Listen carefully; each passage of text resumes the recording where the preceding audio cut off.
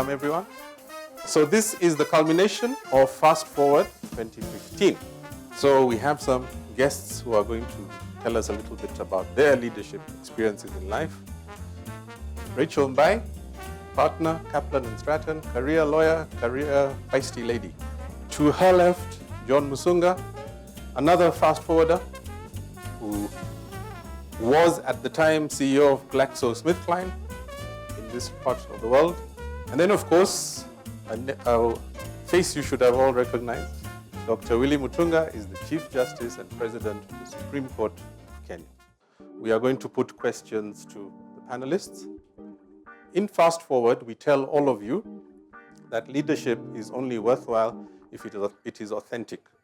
So my question to the panel is, to what extent have you managed to do that in your lives? That you are yourselves. You are not somebody else. You are not trying to be a caricature of a leader. You are actually you. And to what extent have you managed to bring this into your work, that people accept you as authentic?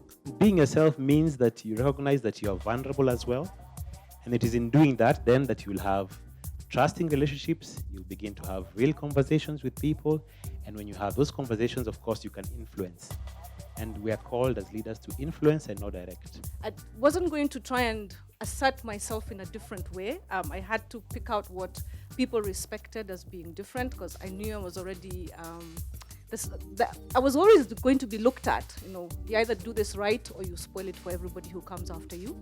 And you also don't want to be looked at as a woman anyway. You want to be looked at as a lawyer, a good lawyer. Like him, mimicked some of them in their very, very strong characters as leaders. Confident leaders who know their task, who have a relationship with their clients. And in that room, you're not a man or a woman, you're a good lawyer and your client wants to see you as such. The strongest aspects of leadership is collectivity.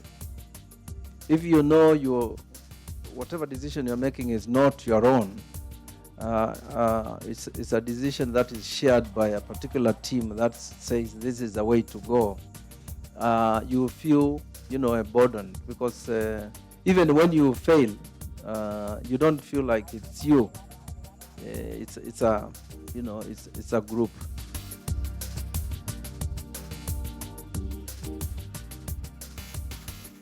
Yeah, this is a question to any of the panelists. Have you ever been in a situation where you feel very strongly about a decision and you go ahead and make that decision even if you know it will cost you your job?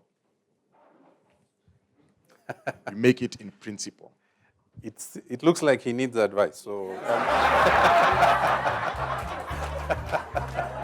Question to you is, if you make that courageous decisions based on principle and then you've been kicked out of the game, what good for the society by losing your job, losing the chance to serve your country and your people in another way?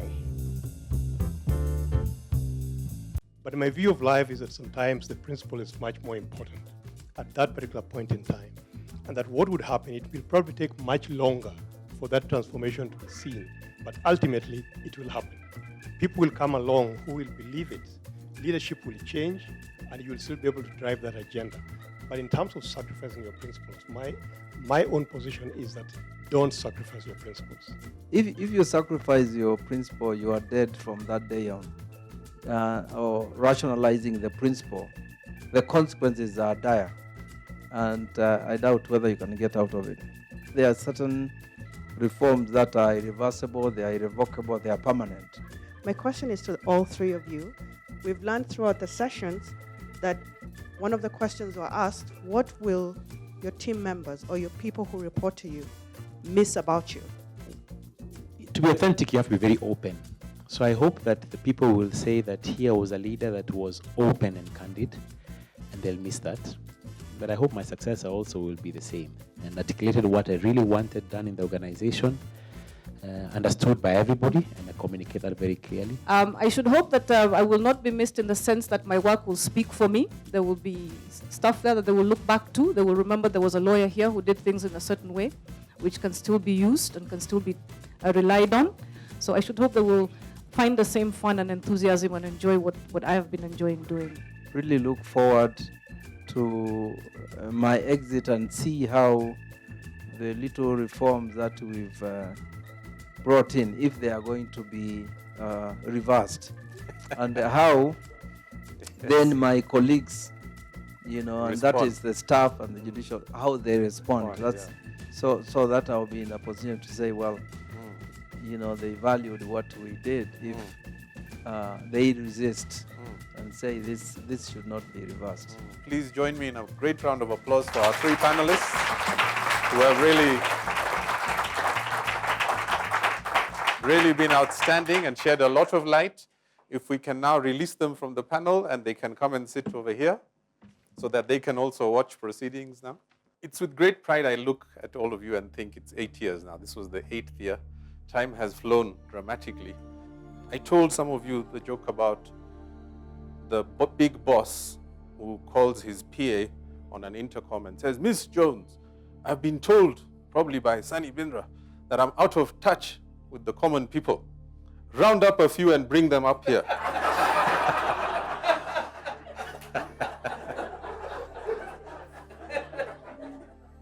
Leadership is in the valley, where the people live, where they live and breathe and prosper and fail. And if you are away from the valley, you will not succeed as a leader. Actually, leadership is what happens when you're not around. That's when we know leadership is happening. If you always have to be there giving orders, inspiring, motivating, beating the drum, doing stuff, that's not leadership. Do things that bring people together. Don't do things that make people split and divide. If you're true to your message, if you live up to what you're saying to the world, then you have a chance for greatness. Like I said, on day one when you came into this program, most of us consume way more than we create. Most of us take way more than we give. Most of us are net negatives. To be a net positive, you have to work. By default, you will be a net negative. It takes hard work, it takes dedication, it takes perseverance, it takes courage and conviction to be a net positive. It's not for everyone.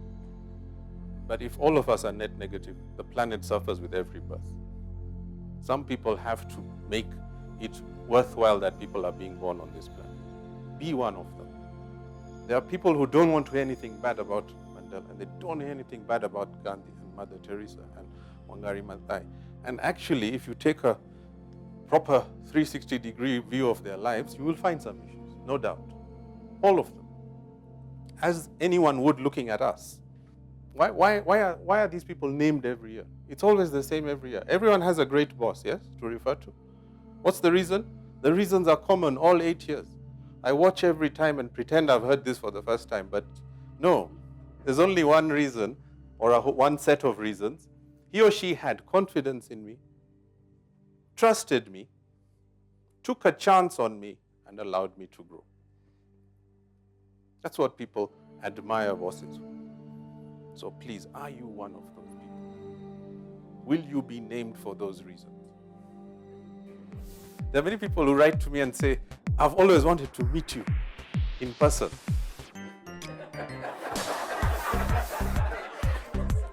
And I write back and say, you'll be disappointed. Okay, we're now going to graduate you. The class is sitting in the first 3 rows, and they invited their parents, some of whom are seated behind there. Well done, guys. Congratulations.